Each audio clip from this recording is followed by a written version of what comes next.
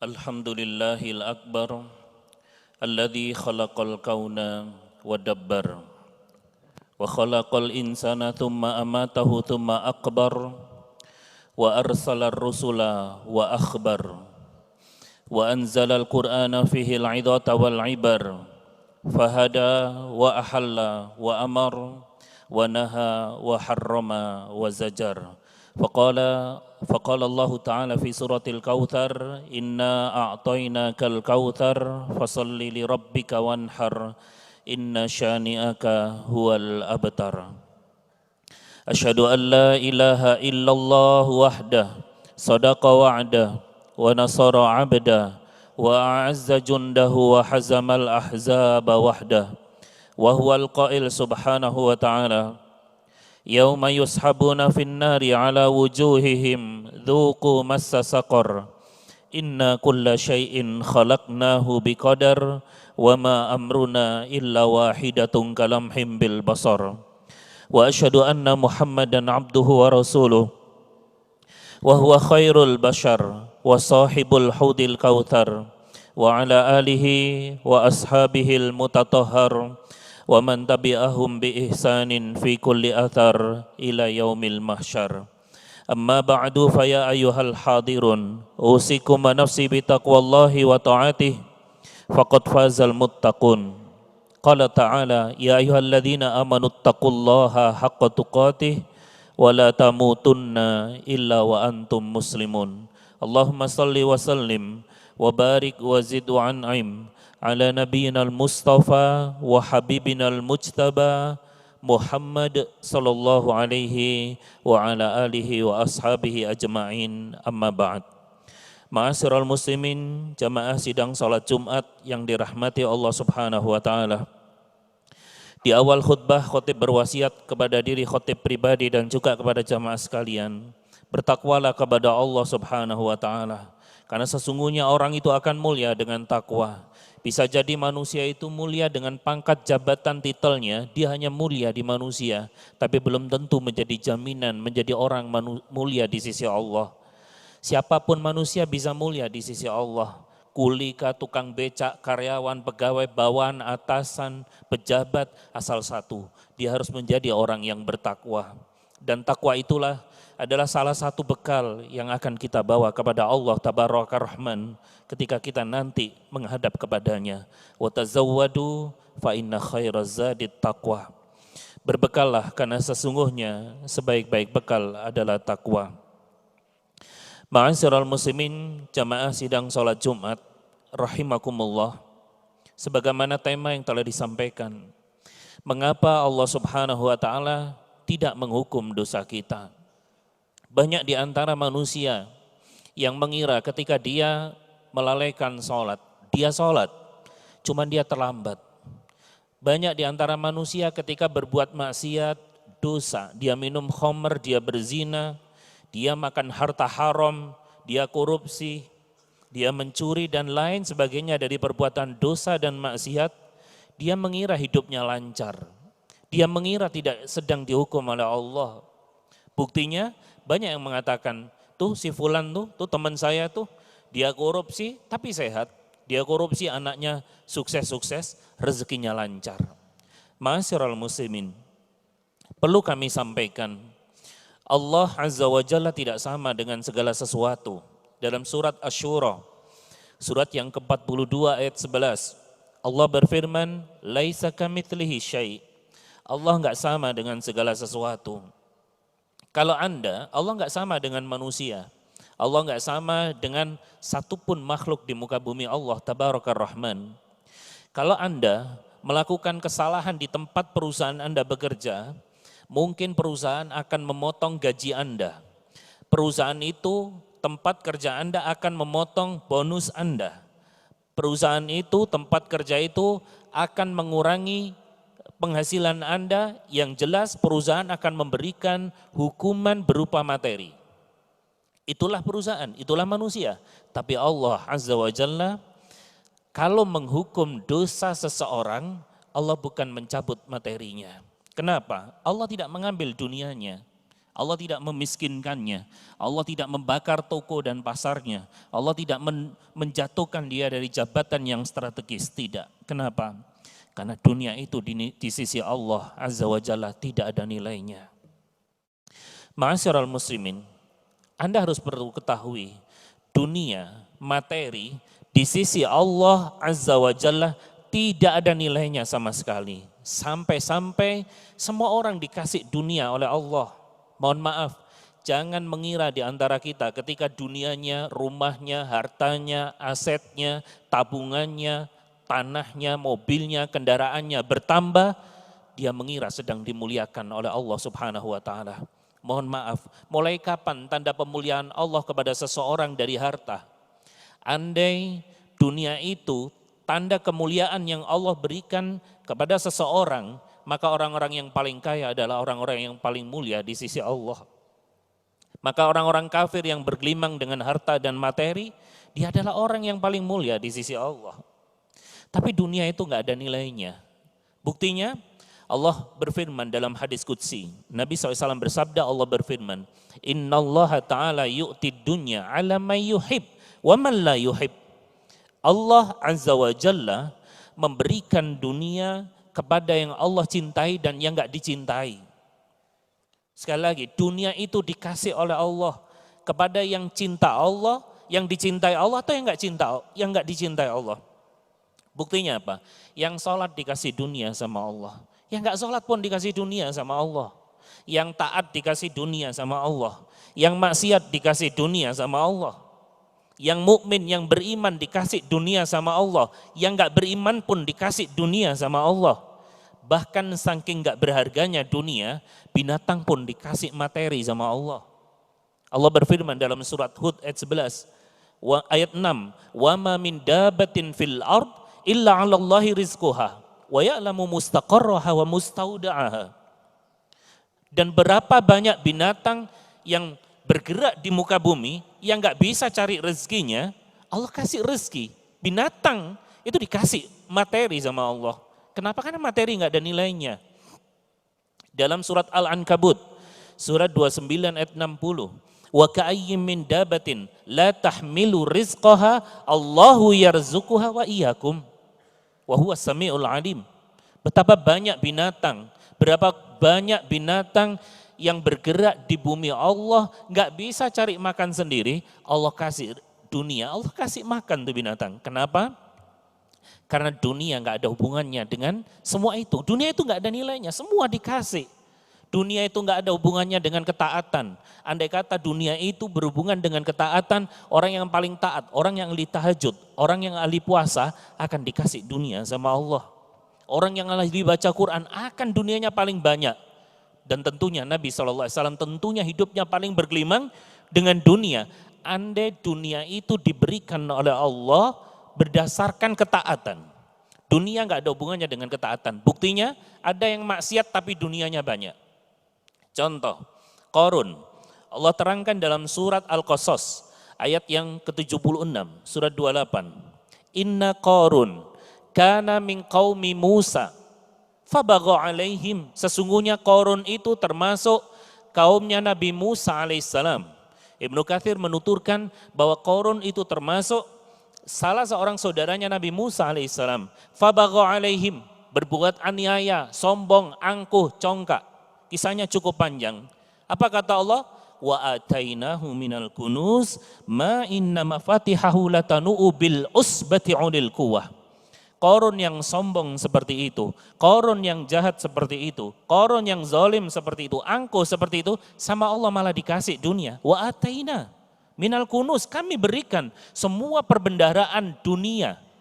Bahkan dalam beberapa kitab tafsir disebutkan para bodyguard Qarun itu mengelilingi Qarun bukan untuk melindungi fisiknya Qarun, tapi untuk show kekayaannya, show materinya. Dalam banyak riwayat disebutkan, Qarun itu pergi keliling daerah Mesir membawa kekayaannya. Padahal Qarun adalah orang yang maksiat. Dunia enggak ada hubungannya dengan ketaatan dan maksiat. Bukan berarti orang yang taat dunianya banyak, Anda jangan salah niat. Yang paling banyak sholatnya supaya kaya, salah. Orangnya enggak sholat banyak yang kaya. Kenapa dikasih dunia? Karena enggak ada nilainya. Sampai dalam sebuah hadis yang diriwayatkan oleh Imam Muslim.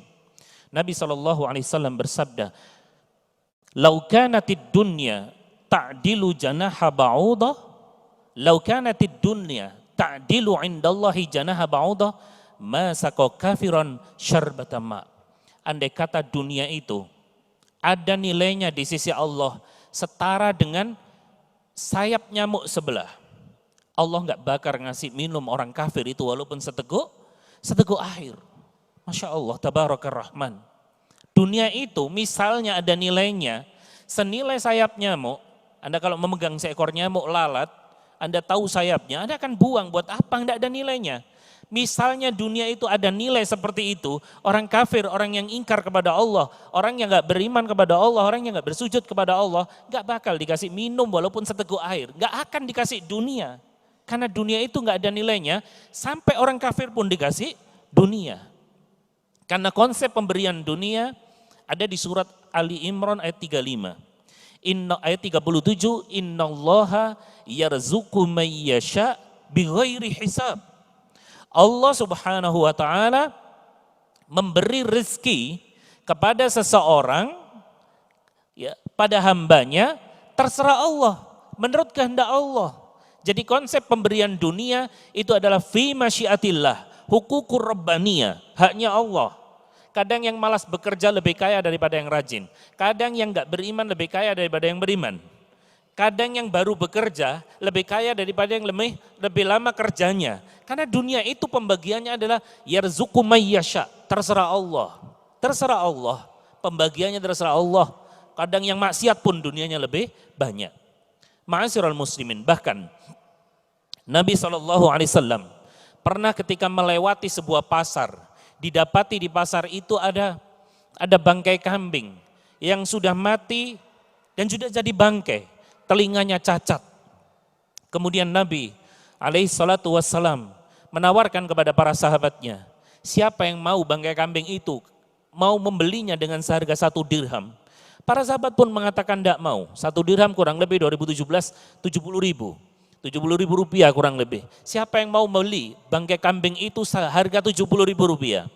Sahabat pun mengatakan, ya Rasulullah buat apa kita beli? Kalau hidup pun dia cacat. Baik, kalau begitu siapa yang mau bangkai kambing ini gratis cuma-cuma, ambil tuh bangkai kambing. Masya Allah, apa kata sahabat? Ya Rasulullah buat apa? Dia sudah mati dan kami pun jijik wahai Rasulullah, andai hidup telinganya cacat. Maka kata Nabi SAW, wa inna dunya la ahwanun 'ala Allah indallahi 'alaikum min hadha. Sungguh dunia itu lebih hina di sisi Allah Azza wa Jalla daripada bangkai kambing ini. Masya Allah, dunia seperti itu, ma'asyiral muslimin. Mohon maaf, jangan sampai menjadi ukuran ketika dunia Anda bertambah, Anda dimuliakan Allah. Andai dunia itu tanda kemuliaan dari Allah, Nabi dan Rasul pasti hidupnya bergelimang dengan dunia. Orang-orang solih pasti hidupnya penuh dengan materi dan dunia. Terkadang ada orang yang solih tidak Allah beri dunia, karena Allah ingin melindungi kesolihannya dan keistiqomahannya. Ma'asyiral muslimin, lantas yang menjadi pembahasan kita, mengapa Allah tidak menghukum dosa kita? Kita sudah sampaikan, Allah kalau menghukum dosa kita bukan dengan cara mencabut materi kita, dunia kita. Orang yang berbuat dosa dan maksiat, rumahnya masih tinggi, AC-nya masih dingin, mobilnya masih utuh, masih mengkilat, rekeningnya masih tetap. Orang yang tidak sholat, mungkin dia masih sehat, anak-anaknya sukses. Tetapi ketika dia berbuat dosa dan maksiat, ingat, seseorang itu dihukum oleh Allah atas dosa-dosanya dengan cara apa? Sebagaimana ada sebuah dialog antara seorang murid dengan gurunya. Ada seorang santri bertanya kepada gurunya, kepada syekhnya. Ya syekh, kam nu'sillaha wa la yu'aqibunallah. Wahai guruku, betapa sering kami ini melakukan maksiat, wahai guruku. Wahai syekh, wahai ustadz, wahai kiai, betapa sering kami ini berbuat dosa dan maksiat, tetapi Allah tidak menghukum kami, wahai guru, wahai syekh. Maka apa kata syekh tersebut? Kam nu'sillaha, kam yu'aqibukallah wa anta la tadri. Betapa sering kau berbuat maksiat dan Allah Azza wa Jalla telah menghukum kamu dan kamu gak sadar kau sedang dihukum oleh Allah. Kata syekh tersebut, kemudian beliau melanjutkan, alam tamurru alaikal ayyam duna qiraatal Quran? Bukankah engkau sering mengalami hari-hari yang kau lewati tanpa membaca Al-Quran? Alam tamurru alaikal layal at-tiwal dunal qiyam? Betapa sering kau lewati malam-malammu, kau lewati tanpa qiyamul lail, tanpa tahajud? Betapa sering alam tamurru alaika mawasimil khair?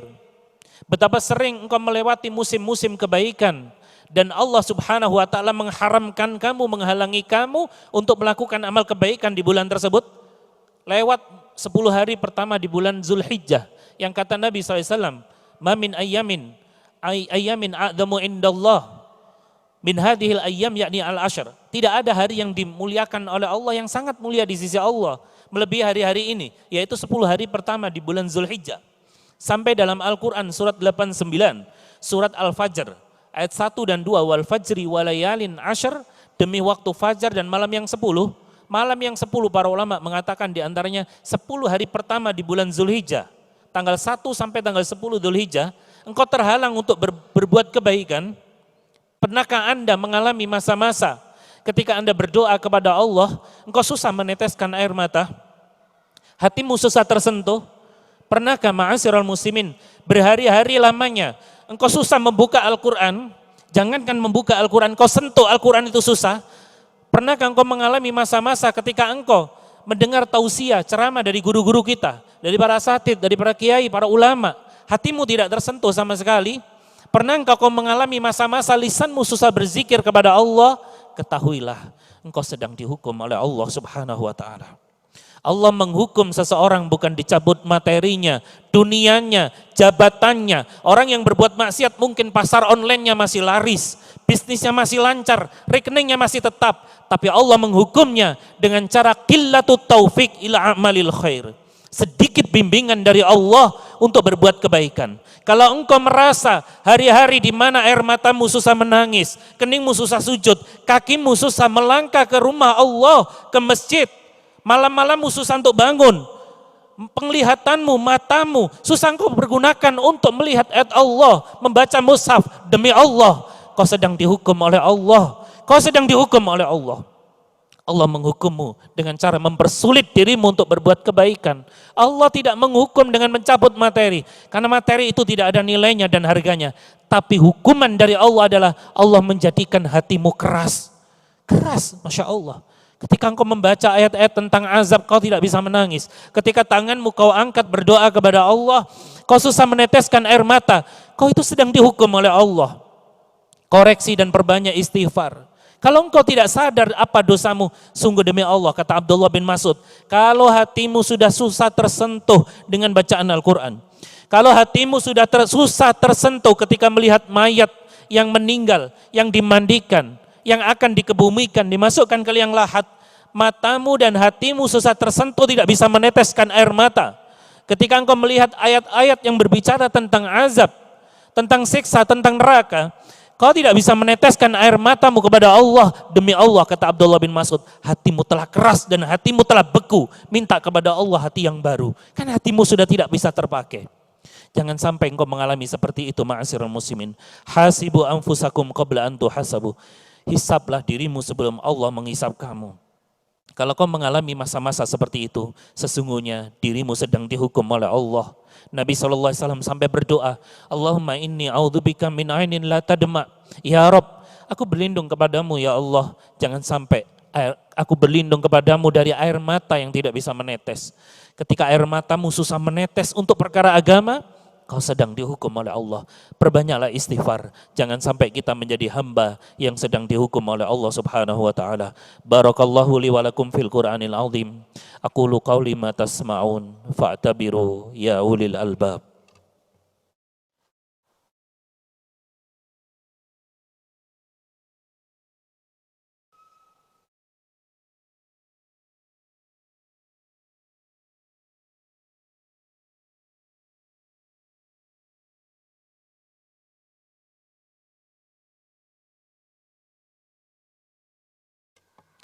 Alhamdulillah alladzi anzala al-Qur'an hudan lil mu'minina wa rahmah wa atamma bihi ala ummati Muhammad sallallahu alaihi wasallam afdhala ni'mah.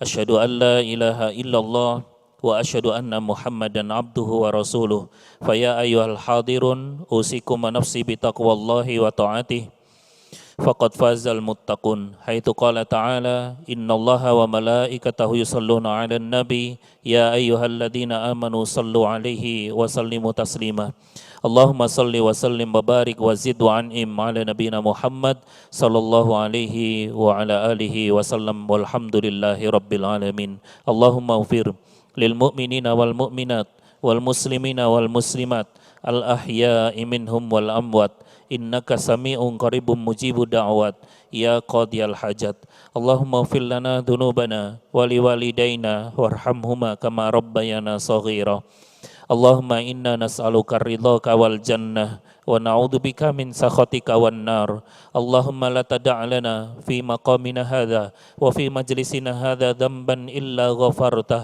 ولا هما إلا فرجته ولا كربا إلا نفسته ولا مريضا إلا شفيته ولا دينا إلا قضيته ولا حاجة من هوائج الدنيا والآخرة إلا قضيتها يا أرحم الراحمين ربنا لا تزغ قلوبنا بعد إذ هديتنا وهب لنا من لدنك رحمة إنك أنت الوهاب ربنا آتنا في الدنيا حسنة وفي الآخرة حسنة وقنا عذاب النار وقنا عذاب النار وقنا عذاب النار وصلى الله على سيدنا محمد صلى الله عليه وسلم سبحان ربك رب العزة عما يصفون وسلام على المرسلين والحمد لله رب العالمين عباد الله إن الله يأمر بالعدل والإحسان وإيتاء ذي القربى وينهى عن الفحشاء والمنكر والبغي يعظكم لعلكم تذكرون واشكروا على نعمه يزدكم واسألوا الله من فضله يؤتكم ولذكر الله أكبر أقم الصلاة وما من دابة في الأرض إلا على الله رزقها ويعلم مستقرها ومستودعها كل في كتاب مبين